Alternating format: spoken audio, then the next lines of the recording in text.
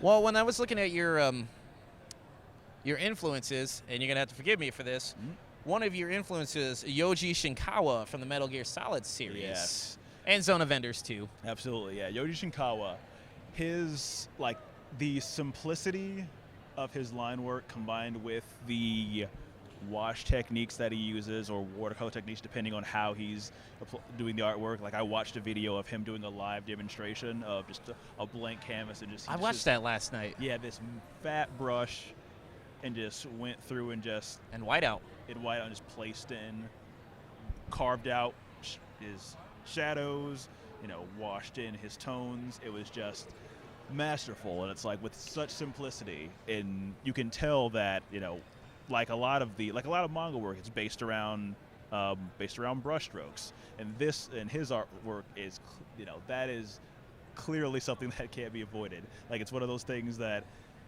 it's all about the brushing in of forms, and how just simple forms can come together and be like, oh, your brain does the rest. You can see him just kind of placing in the general shape of a nose or an ear, but then as it comes together, it's like, okay, my brain is going to see this, and this is this is the brow ridge, this is the nose, that's the mouth, this is hair, and he does so much with so little. He just isn't a style like his that the one I can think of that has the application that he does. Which begs the question then, favorite Metal Gear Solid game? Yeah. All right. Man, okay. Gonna have to 3. ask. Oh, Snake Eater, hands down. That 3. 3. Snake Eater, was an amazing story. Yeah. Yes. It while one set the standard, in terms of, that was what really, one of the games that really made me change my thinking about what games can be for storytelling. Oh yeah, that's a good point. Never thought about it. And on that way. top of, like, with Metal Gear Solid, combining that with all the other JRPGs that were coming out in the late 90s, it was just introducing gamers here to be like, no, it's not just platforming with increasingly difficult puzzles. We can tell stories with these games, and Metal Gear Solid was one of those ones that it's a solid espionage story with supernatural elements. Like, it has real Japanese sensibilities. A normal espionage story would be very dry, unless if it was executed more in a Western setting. But this went beyond that with all its concept, with people like, especially with our main cast of villains, which seemingly have superpowers, which for an espionage story was pretty uncommon. So to see that and play it and see how much depth, sitting, because it can't be just me. There were times where I just call the codec numbers and just listen to these people talk about nothing, but it was people talking, and building, on who they are instead of just being a talking face on the codec. And yeah, I was in love ever since, and just followed the series. Snake Eater. All the way I wouldn't say that's my favorite. I am looking forward to the Phantom Pain. Yes. I have not played Ground Zeroes yet, but I am looking forward to I'm the looking Phantom forward to Pain. Phantom Pain too. I'm working on September 1st. Yep, I have an old like a JFAX. The first year I was there, I had a Metal Gear Solid print there, but because it was done on my MacBook, which was at a slow resolution, it was very, very small. I'm not doing that, but with Phantom Pain coming out, I'm going to be doing a new Metal Gear Solid print to bring in, like, yes, Boss is back, and this is pretty much basically probably going to be the swan song for Metal Gear Solid. It's gonna have to be since Hideo Kojima. So like, yeah, I'm on the outs with Konami. Yeah, that was craziness. They did not handle that well. Yeah, I don't know. Konami's been making some mistakes, especially with Koji Igarashi. But thankfully, Bloodstained Ritual of the Night was successfully funded on Kickstarter. Right. But that has nothing to do with this interview.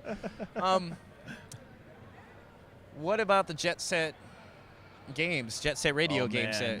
Jet Set. Okay, those were also games that, in the past, that introduced me to, like, at the time, with all the influx of Japanese games that were coming at the time. Jet Set Radio, the first one was, especially because I will hold the Dreamcast in my heart to the end of my days. I did play that when it originally came out on Dreamcast. And for years, I had been looking for a copy of Jet Set Radio Future. found one last Youmacon last year at a vendor, and that almost it again almost completes my holy trinity of games that I've been searching for years. I still need Dark Cloud 2. But Jet Set Radio was the soundtrack for one, the colors, the style of it all. Having that very bold line graffiti style combined with a lot of great electronic and drum and bass music. It was just a really fun game and really large for what it seemed. And with Future coming out on the original Xbox, it just made it even bigger.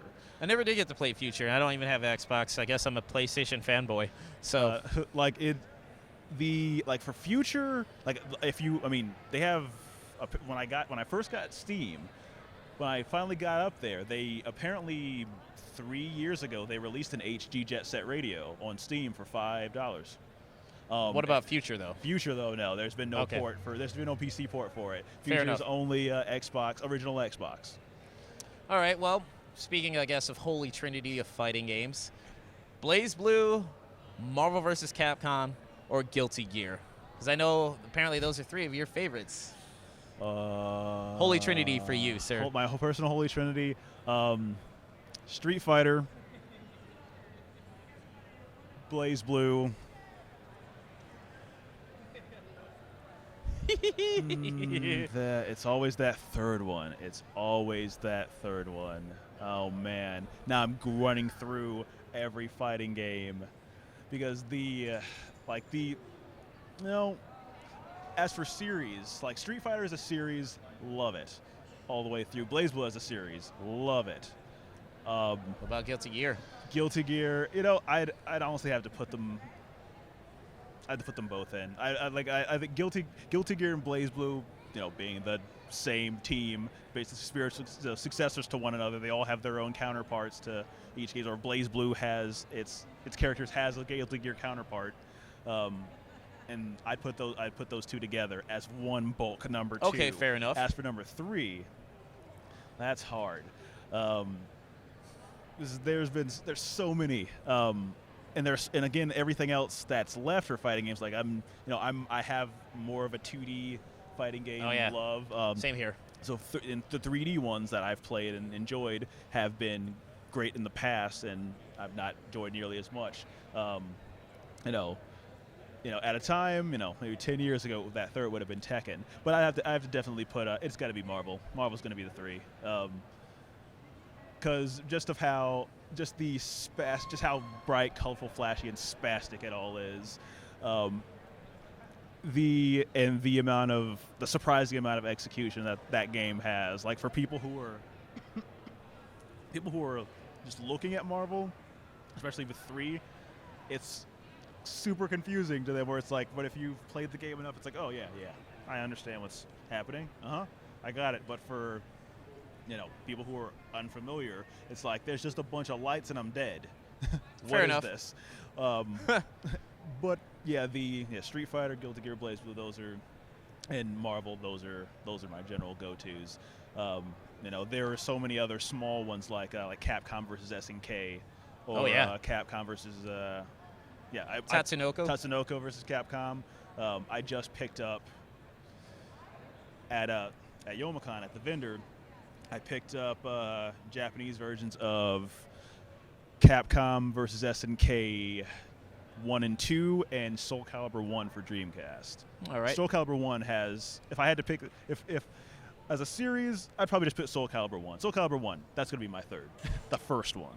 I do have to ask this, because people are like, well, geez, he's just talking about himself. He's a freelance artist, but you haven't talked about art. What are you currently working on, sir?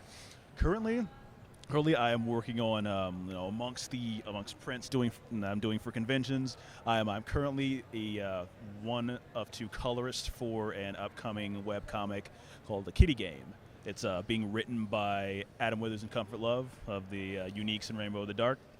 And, nice people. Interior artwork done by Corinne Roberts. Another nice one. Absolutely, yes. Known them for years. Corinne the same.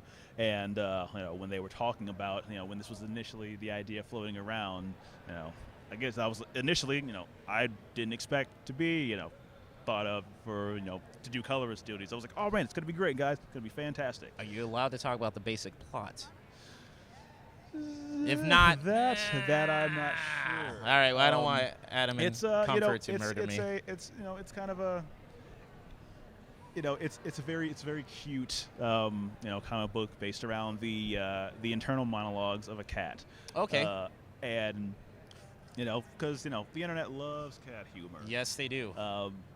And this cat and how simple human things are processed by this very energetic cat and his relationship to its owner, and then the cat and his owner's interactions with other people. As far as I know, let's say it's a short run comic. It is one issue, and then done for release. But yes, I'll be coloring that. It's gonna be bright. It's gonna be fun. The initial script, it's very, very cute, almost too cute, and that should be that's in the works currently. Okay. Well, what are your upcoming con schedules if people want to come by and check out your table and buy a print from you? Upcoming con sketches. I know you will be at the Grand Rapids Comic Con, Yes. and folks, this man created the cover art for the Grand Rapids Comic Con promotional flyer program for this year. That's what I hear. He's definitely featured. Yes. But yeah, amongst that, just doing a couple more cons throughout the year. Basically focusing on really just doing my own thing, which I think is going to, because I got a stack of commission work and other work to take care of. That's been the wall. But after this, I've got a few months gap, and going to start writing and planning my own book. Awesome. Just to get it out there for comic book artists, for comic book publishers and editors. That what they like to see is that you can do comics. So it's time to get on that. All right. Well, where can people find you online if they want to check out your artwork? My work can be found at willjonesart.tumblr.com. That is the main my main hub for my artwork.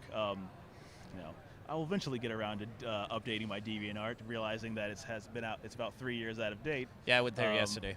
Yeah, and yes, Tumblr I've been posting all my recent prints. I link to my Instagram where I'll have a lot of my in progress photos up there. I just link it to my Tumblr. So Tumblr is the main place to go for looking at my artwork.